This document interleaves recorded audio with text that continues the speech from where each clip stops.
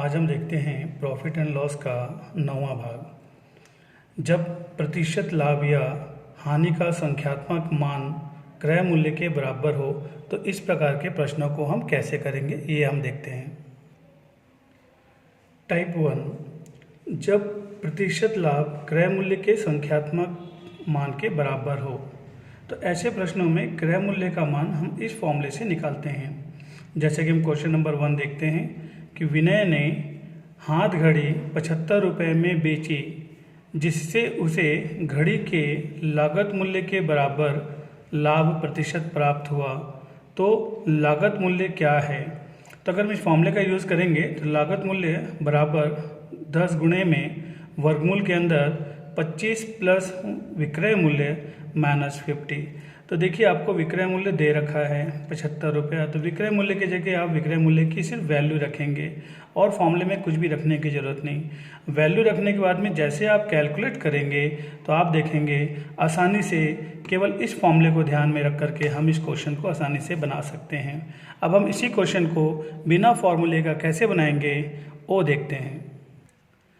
देखिए, अगर आप इसी क्वेश्चन को ऑप्शन से बनाते हैं या समझने की कोशिश करते हैं तो आपको फॉर्मूले की ज़रूरत नहीं पड़ेगा।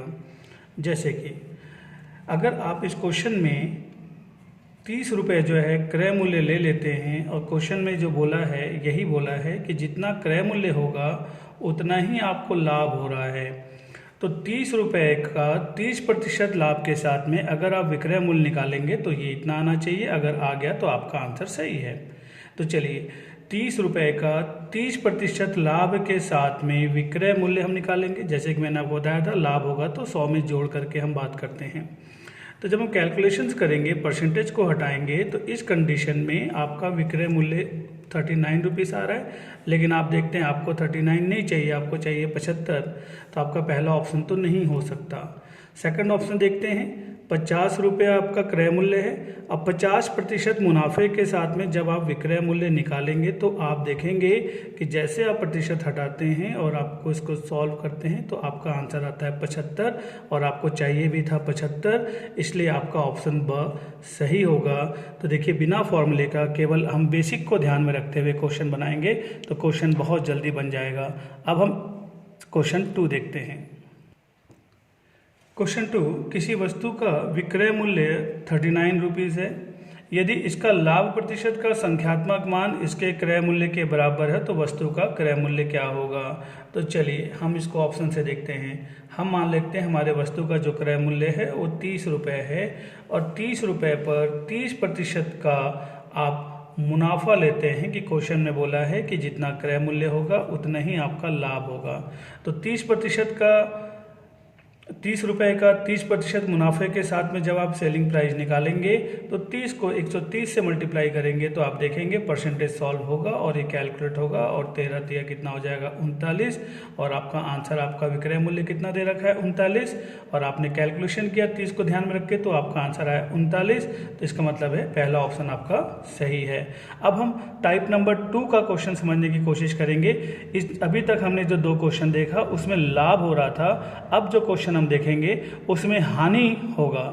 तो क्वेश्चन टाइप नंबर 2 क्या है वो अब हम देखते हैं। टाइप नंबर 2, जब प्रतिशत हानि, ध्यान रखेंगे इसके पहले जो हमने टाइप किया था उसमें हमने लाभ की बात की थी। जब प्रतिशत हानि क्रय मूल्य के संख्या के बराबर हो उस पर आधारित प्रश्नों को आप कैसे करते हैं? तो इसके लिए जो फॉर्मूला आप यूज़ में लेके आते हैं वो फॉर्मूला है ये कि क्रय मूल्य का मान निकालना है उस कंडीशन में जब क्रय मूल्य जो है वो हानि प्रतिशत के बराबर में। क्वेश्चन को अपन समझने के लिए हम क्वेश्चन को लेते हैं तब हमको फॉर्मूला अच्छे समझ में आएगा। किसी वस्तु को 21 रुपये में बेचकर उतना ही प्रतिशत हानि पाया जाता है जितना उसका क्रय मूल्य है। मतलब इस बार जो प्रश्न है हमारा उस प्रश्न में हमें सेलिंग प्राइस तो दे रखा है, हानि प्रतिशत दे रखा है और कह रहा है कि क्रय मूल्य भी हमारा उतना ही है जितना हमारा हानि प्रतिशत है। तो इस फॉर्मूले को ठीक पलट देंगे। फॉर्मूला क्या है 50 माइनस 10 माइनस ब्रैकेट में अंडरवुड में 25 और जो विक्रय मूल्य है आपका वो विक्रय मूल्य आपको यहाँ लिखना है। सिर्फ विक्रय मूल्य लिखना है। 25 में से 21 कैलकुलेट करेंगे, रूट का 4 आएगा, कैलकुलेट करेंगे तो आपका आंसर जो है अगेन 30 रुपये आ जाएगा। तो केवल इस फॉर्मूले को ध्यान में रख करके हम क्वेश्चन को आसानी से बना सकते हैं। अब हम इन क्वेश्चन को बिना फॉर्मूले का कैसा बनाया जा सकता है कॉन्सेप्ट के बेस पे, वो अब हम सीखने के लिए इस क्वेश्चन को फिर से करते हैं। इस क्वेश्चन को फिर से देखते हैं कि किसी वस्तु को 21 रुपये में बेचकर उतना ही प्रतिशत हानि होता है जितना उसका क्रय मूल्य है। तो देखिए, जैसे कि मैंने आपको बताया था कि आप इसमें से कोई एक ऑप्शन क्रय मूल्य का मान लीजिए। तो मैं मान लेता हूँ 30 रुपये, पहला ऑप्शन को ही मैं ध्यान में रखता हूँ। तो अगर मैं 30 रुपये की बात करूं तो 30 रुपये पे 30% की हानि होती है।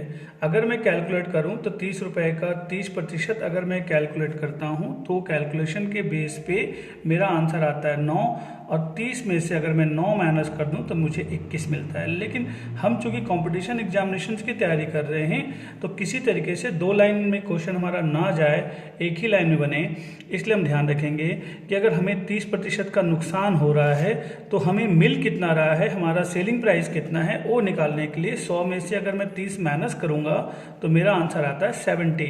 तो इसका मतलब मैं डायरेक्ट 30 का 70% अगर मैं डायरेक्ट निकाल लूँ तो मुझे डायरेक्ट विक्रय मूल्य मिल जाएगा। तो ये परसेंटेज हटेगा और ये कैलकुलेशन होगा और आपका आंसर हो जाएगा 21। देखिए, हमारा उद्देश्य कैसे भी करके समय बचाना। हमारे पास 3 ऑप्शन हैं।